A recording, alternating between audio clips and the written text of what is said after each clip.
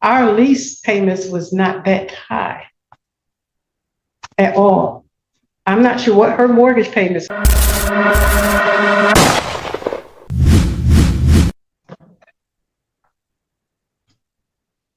Good morning, Your Honor. Good morning, sir. Morning, Your Honor. Good morning. State your appearance, please. All right. Ian Redmond, P70599 on behalf of the plaintiff. And your name, ma'am? Doshia Banks occupant. Pardon? Doshia Banks occupant. Doshia Banks occupant, Your Honor. Okay. So you're not Miss Whitlow? No.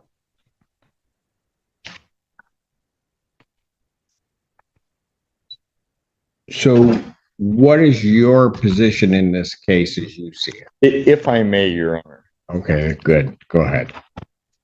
Ms. Banks claims to be an occupant of the property.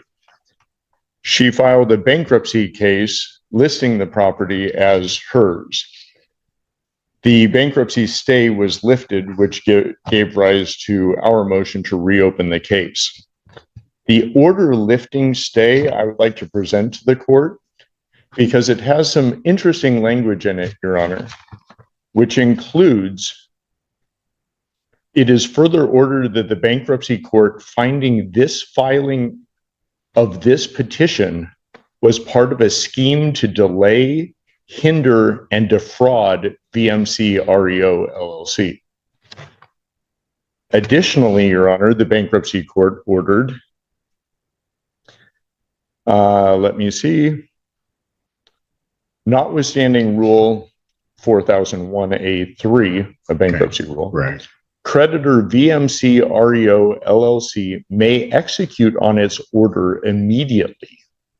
The order shall be binding and effective despite any conversion of this bankruptcy case to a case under any other chapter of Title 11 of the United States Bankruptcy Code.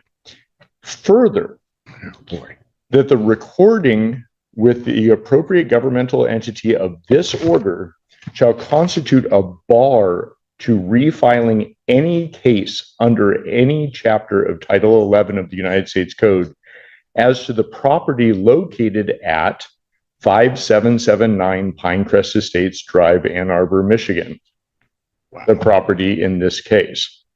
A debtor in subsequent case under this title may move from relief from this order based upon a change of circumstances or for good cause shown after notice and hearing. Said bar shall be for 2 years from the entry of this order or until such time creditor relinquishes their rights to the property. This order came out June 24th of this year. I have a copy for you. All right. Thank you. I will note, Your Honor, that Ms. Banks has filed an appeal of that order in the federal Eastern District of Michigan. That appeal is pending, but the status quo as of right now is that there is no stay, and that order lifting stay holds until such time as the appellate court does something. Additionally, Your Honor. Yes, go ahead. Additionally, Your Honor, there is no stay from the appellate court. They have not issued a stay, and in fact, it would be appropriate that there would be a bond placed or an escrow order of some sort, because BMC has been the owner of this property for the past year and does not have access to it. Additionally, Your Honor, There's more. Go ahead. there's a lot going on. Yeah. Additionally, Your Honor, Ms. Whitlow, who, as far as I know, actually exists, but I don't have any evidence to that effect, has not appeared in any hearings in this court, did not appear for her deposition that she was noticed for in the federal case.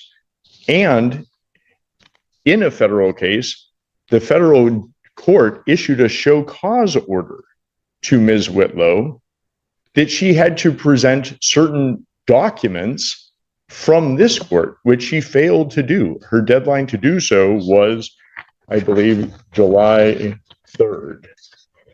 Let me confirm that. Oh no, July 10th. And she did not supply any of those documents. I can present that show cause order if you would like. I don't know that I need that because Okay. I'm not. The reason that I mention all of this, Your Honor, Go ahead. is that this is $1 million house in Ann Arbor that Ms. Whitlow purchased with a mortgage and less than a year later defaulted. The foreclosure went through, the sale occurred, the redemption period expired, and we came forward to evict. Since then, there have been multiple bankruptcies. Ms. Whitlow filed 2 different bankruptcy cases. A young man who apparently lives in Arizona filed a bankruptcy case and listed this property as his residence. Ms. Banks has filed a bankruptcy case and listed the property as her residence. It should also be noted that Ms. Banks was a bankruptcy preparer and has been forbidden from the bankruptcy court from preparing bankruptcies for anyone other than herself. The order lifting the automatic stay talks about that scheme of fraud. I list all of these things to show that the scheme continues. And that's why we would like to reopen this case, because there is no stay in place. We would like to move forward with an immediate eviction, at most an 11-day vacate. And if for some reason that would not be amenable to the court, we would ask for an escrow order or a bond. On $1 million property, I think it would be reasonable that $10,000 a month rent would be reasonable. Right. Thank you. Ma'am, Yes, Your Honor? what do you want to tell the court? Well, just for 60 seconds, and then I wrote something up because I am nervous, quite nervous. But I, Doshia Banks, is respectfully appear, specially and conditionally, for the sole purpose of protecting federally vested occupancy rights and opposing unlawful state action.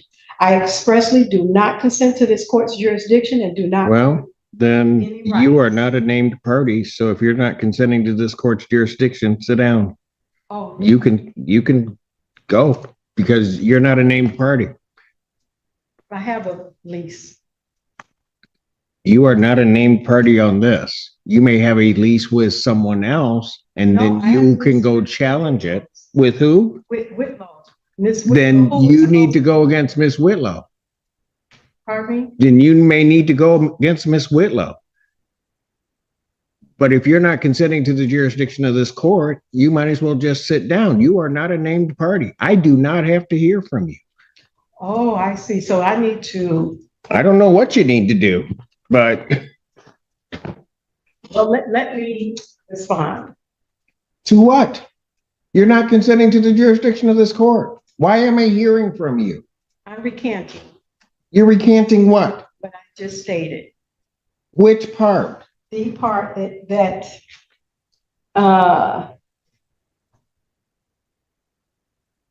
that I stated that I'm not, oh, I lost my spot, not consenting to this court's jurisdiction. So I'm going to recant that So you are consenting to this court's jurisdiction? at this moment. Oh, Well, no, it doesn't work that way. You don't get to say, well, now it's okay, and then not later say no. okay. You know what? Here's the problem. You've not filed anything with this court. No. So I don't know why, on those grounds, why I'm hearing from you. Okay. If I may, I do have time, I do believe, to go file an answer and counterclaim. I was just led under An false answer and pretenses counterclaim to what? to their complaint for eviction. You have a lease with, allegedly, with Miss Whitlow. Correct. Then that is who you need to pursue it against, Okay. And or whatever the heck you're doing. well, Because you don't have, there is no privity of contract to the extent there would be, or relationship as between the plaintiff in this case and you. okay, I'm not really understanding, but Well, let me put it a little bit more simply. If I grant the relief of the plaintiff in this case and grant an order of a judgment and an order of eviction in Okay. 10 days, okay, any claim of your interest in that property, you have to go after the Whitlows because that's the only person you have a contract with. Allegedly have a contract with. okay. No, there is an actual contract. I don't know that, ma'am. We've actually been. I don't know that. Okay. I know you don't know that 'cause it's not before you. Correct. I see. I see. So basically, the notice of removal that the Whitlows did, They are not here. I don't know. I have documents that are not, that they filed with this court that are not signed.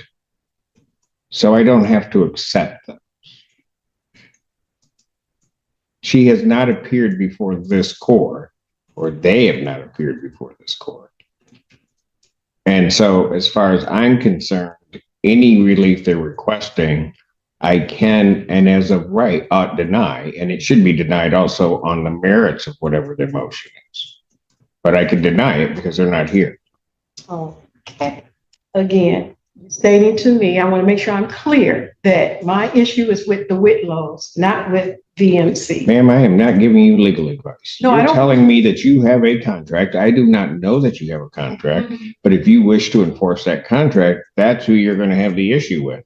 You're not going to have the issue with the plaintiff in this case because they have right to own the property. Okay.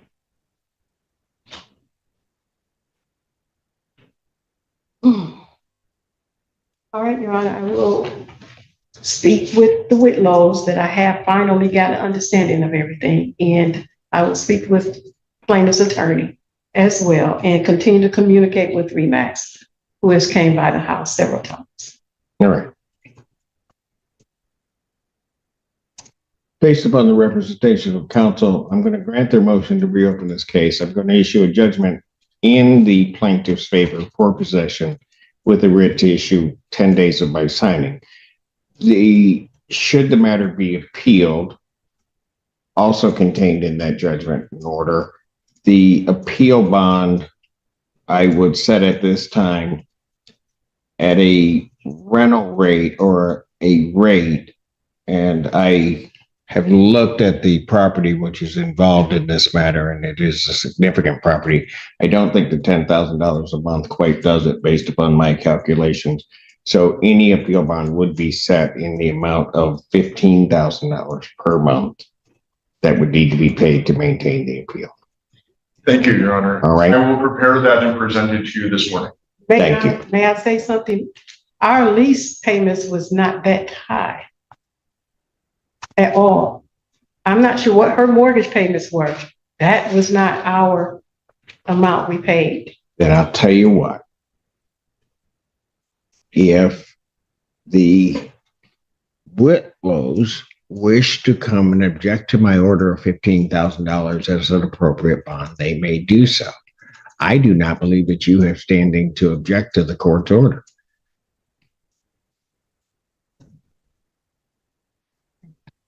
Thank you. Thank you, Your Honor. Thank you. Take that. I know, you didn't write any. We'll await. I did. Oh, No. no, I don't think so. I don't know if Mr. Fink is ready on. Mr. Fink, are you ready? But hold on. I'm going to take about a 10-minute break because my head is hurting right this minute. Well, it's not hurting. I mean, I could go on, but I need about 10 minutes after that. Thank you, Your Honor.